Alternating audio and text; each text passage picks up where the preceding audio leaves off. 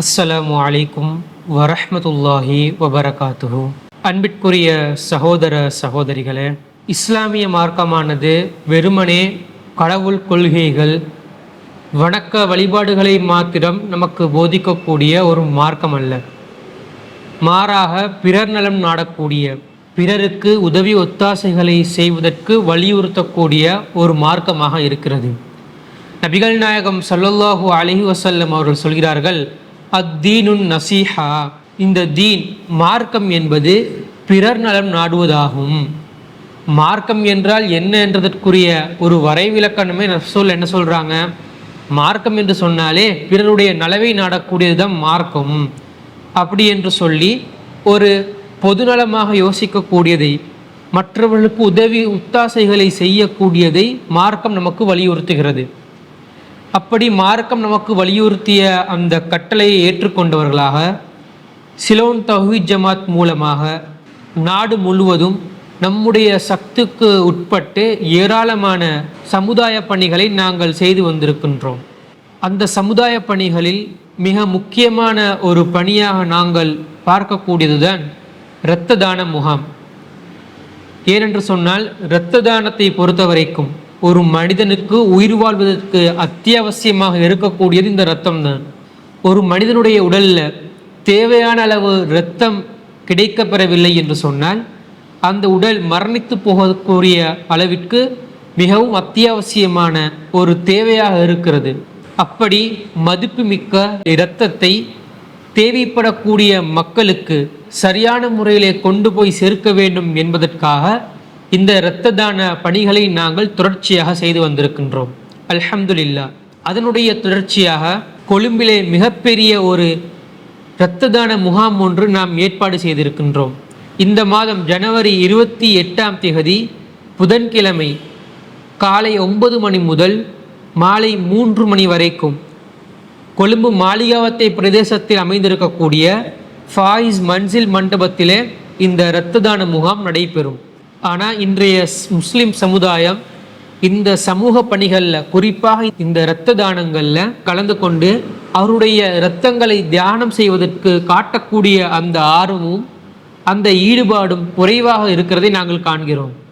அன்பிற்குரிய சகோதர சகோதரிகளே, நீங்கள் ஒரு விடயத்தை நன்றாக புரிந்து வைத்துக் கொள்ள வேண்டும். இந்த இரத்தத்தை பொறுத்த வரைக்கும் இந்த இரத்தம் என்றது மற்ற பொருட்களைப் போல கடைகளில் காசு கொடுத்து வாங்கக்கூடிய ஒரு பொருள் அல்ல.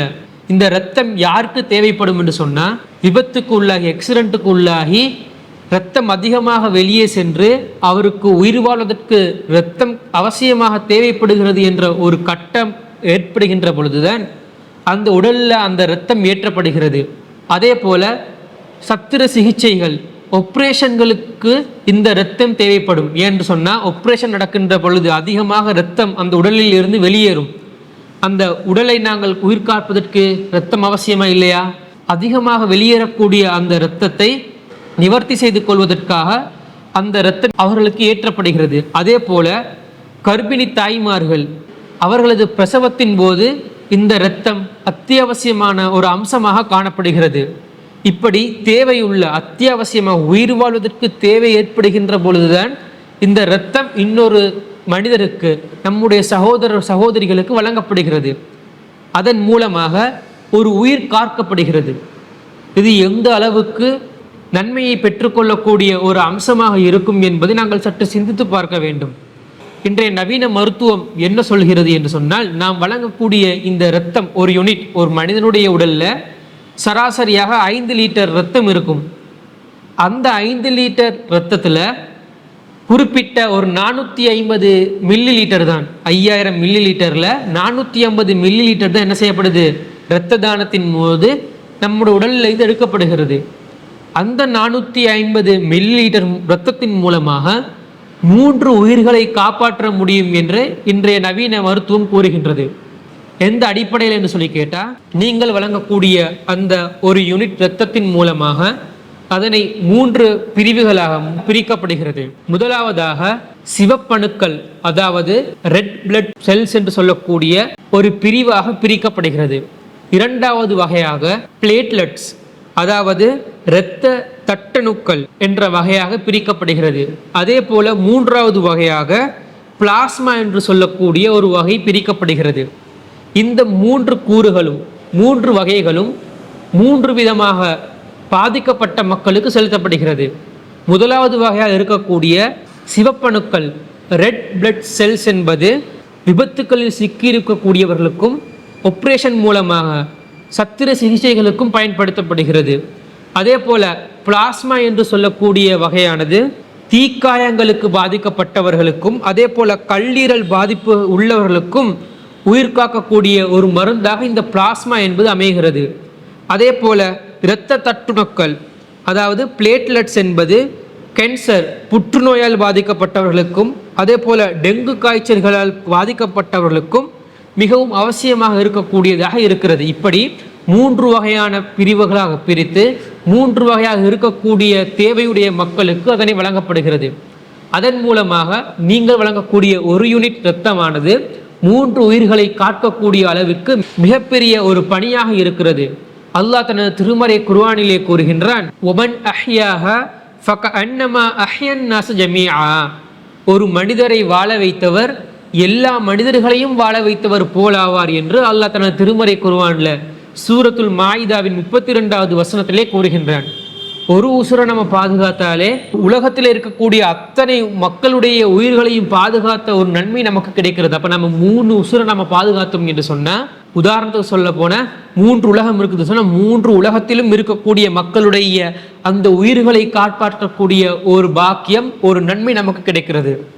ஆனால் இன்றைய சமுதாயம் இந்த தாத்பரியங்களை அறியாதவர்களாக இந்த சிறப்புகளை அறியாதவர்களாக இரத்த தானம் வழங்கக்கூடிய அந்த பணியிலே ஒரு சோர்வை நாங்கள் காண்கிறோம். நம்ம ஒரு இரத்த தானம் என்று அறிவித்தால் அங்கு முஸ்லிம் மக்கள் நம்முடைய சமுதாயத்தவர்கள் இரத்த தானம் செய்வதற்குரிய அந்த சதவீதம் மிகவும் குறைவாக இருக்கிறது. எனவே அன்பிற்குரிய இஸ்லாமிய சகோதர சகோதரிகளே, இரத்த தானம் வழங்குவது என்பது மிகவும் அல்லாஹ்விடத்திலே ஒரு நன்மைகளை பெற்றுத்தரக்கூடிய அல்லாஹ்வுடைய நெருக்கத்தை பெற்றுத்தரக்கூடிய ஒரு காரியமாக இருக்கிறது. அது மாத்திரமல்லாமல் இரத்தம் வழங்குவதன் மூலமாக இரத்தம் வழங்கக்கூடிய அந்த நபருக்கு ஏராளமான நன்மைகள் கிடைக்கின்றது. ஆன்மீக ரீதியாக எடுத்துக்கொண்டாலும் ஒரு உசுரை பாதுகாத்தா உலக மக்களை அனைத்தவரையும் பாதுகாத்த ஒரு நன்மை கிடைக்கிறது. அதே போல இந்த உலகத்திலே விஞ்ஞானமும் என்ன சொல்கிறது என்று சொன்னால், இரத்தம் வழங்குவதன் மூலமாக நாம் ஒரு ஒருத்தருக்கு இரத்தம் வழங்குறதுனால நம்முடைய உடலுக்கு ஏராளமான நன்மைகள் இருப்பதாக இன்றைய விஞ்ஞானம் கூறுகிறது. இரத்த தானம் செய்வதன் மூலமாக இதய ஆரோக்கியம் மேம்படுகிறது. ஏனென்று சொன்னால் நம்முடைய இரத்தத்தில் இரும்பு சத்து அயன் என்று சொல்லக்கூடிய இரும்பு சத்து அதிகமாக இருப்பது தான் நமக்கு ஹார்ட் அட்டாக் அதே போல் ஸ்ட்ரோக் பக்கவாதங்கள் வருவதற்கு காரணமாக அமைகிறது. இந்த நம்முடைய இரத்தத்தை நாம் தானமாக வழங்குவதன் மூலமாக நம்முடைய உடலிலே அதிகமாக இருக்கக்கூடிய அந்த இரும்பு சத்து சமநிலைப்படுத்தப்படுகிறது. இதன் மூலமாக ஹார்ட் அட்டாக் ஸ்ட்ரோக் போன்ற நோய்கள் வராமல் இருப்பதற்கு இது ஒரு மிக முக்கியமான ஒரு காரணியாக இருப்பதாக சொல்லப்படுகிறது. அதே போல இந்த இரத்தம் தானம் வழங்குவதன் மூலமாக புற்றுநோய் அபாயமும் குறைவதாக இன்றைய அறிவியல் கூறுகிறது.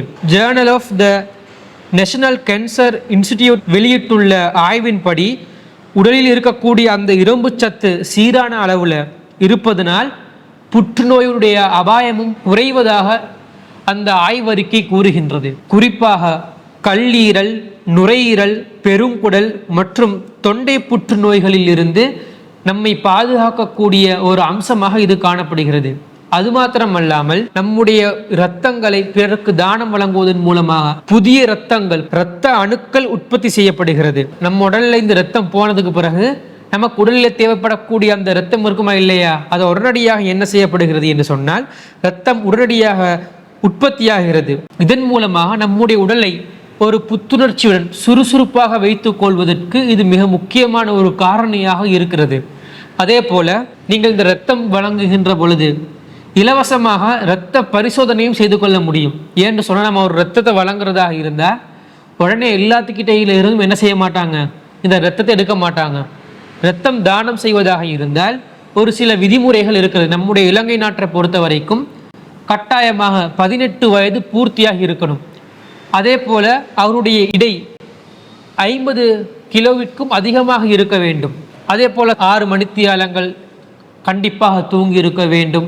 அதே போல் உடலில் இருக்கக்கூடிய ஹீமோகுளோபின் அளவுகள் சம்பந்தமாகவும் ஒரு குறிப்பிட்ட நிர்ணயிக்கப்பட்ட நிலைகள் இருக்கிறது. இந்த இரத்தம் வழங்குகின்ற பொழுது உங்களுடைய பிளட் பிரஷர், இரத்த அழுத்தம் கணக்கிடப்படும், ஹீமோகுளோபினுடைய அளவு கணக்கிடப்படும், உடலில் இருக்கக்கூடிய வெப்பநிலைகள் அனைத்தும் ஒரு ஃப்ரீயாக என்ன செய்யப்படும், ஒரு மெடிக்கல் செக்அப் பண்ணுவதற்குரிய ஒரு வாய்ப்பு இந்த இரத்த தானத்தின் மூலமாகவும் இருக்கிறது. அதே போல மனோதத்துவ ரீதியிலான சைக்கோலஜிக்கல் படி நாம் இந்த ரத்தம் வழங்குவதன் மூலமாக நம்ம வழங்கக்கூடிய இந்த இரத்த தானம் இன்னொரு உயிரை காக்குமா இல்லையா? அதன் மூலமாக மன அழுத்தம் என்பது மனதில் நம்ம ஒரு உசுரை வாழ வச்சுட்டோம் என்ற ஒரு திருப்தி நமக்கு ஏற்படும். ஒரு சின்ன ஒரு சந்தோஷம் கிடைக்குமா இல்லையா?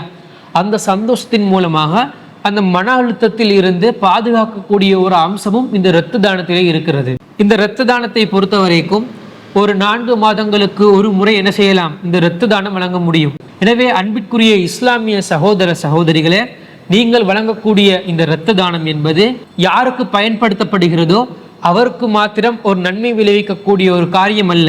நம்ம வழங்குறது மூலமாக ஒரு உயிரை வாழ வைத்த நன்மை நமக்கு கிடைக்கும். அதே போல நாம இரத்தம் வழங்குறதுனால நம்முடைய உடலுக்கும் ஏராளமான நன்மைகள் இருக்கிறது. எனவே இந்த இரத்த தான முகாமில் நீங்கள் அனைவரும் கட்டாயமாக ஆர்வம் எடுத்து ஈடுபாடுடன் இந்த இரத்த தானத்தில் கலந்து கொள்ள வேண்டும் என்பதை சிலோன் தௌஹீத் ஜமாத் சார்பாக நாங்கள் கேட்டுக்கொள்கிறோம். இந்த இரத்த தானத்திற்கான அனைத்து ஏற்பாடுகளும் சரியான முறையிலே ஒழுங்குபடுத்தப்பட்டிருக்கிறது. இரத்தம் கொடுப்பதற்கு வருகை தரக்கூடிய மக்களுக்குரிய அந்த ரிஃப்ரெஷ்மெண்ட்கள், அவருக்கு தேவைப்படக்கூடிய அத்தியாவசியமாக கிடைக்க வேண்டிய உணவுகள், அதே போல பெண்கள் கலந்து கொண்டு சொன்ன பெண்களை பராமரிப்பதற்காக, பெண்களுக்கு தேவையான உதவிகளை வழங்குவதற்காக பெண்கள் அணியும் என்ன செய்ய இருக்கிறது, இந்த இரத்த தானத்தின் மூலம் பணியாற்றுவதற்கு தயாராக இருக்கிறது என்பதை நாங்கள் குறித்து கொள்கிறோம். எனவே அன்பிற்குரிய சகோதர சகோதரிகளே, எதிர்வரக்கூடிய 28ஆம் திகதி அந்த நாளை நீங்கள் அல்லாஹ்விற்காக ஒரு உயிரை வாழ வைப்பதற்காக ஒரு மணித்தியால நேரம் ஒதுக்கி என்ன செய்யுங்க, இந்த இரத்த தானத்தில் கலந்து கொள்ளுங்க. 28ஆம் திகதி காலை 9 மணி முதல் மாலை 3 மணி வரைக்கும் கொழும்பு மாளிகாவத்தை பிரதேசத்திலே அமைந்திருக்கக்கூடிய ஃபாயிஸ் மன்சில் மண்டபத்தில் தான் அந்த இரத்த தானம் முகாம் நடைபெற இருக்கிறது.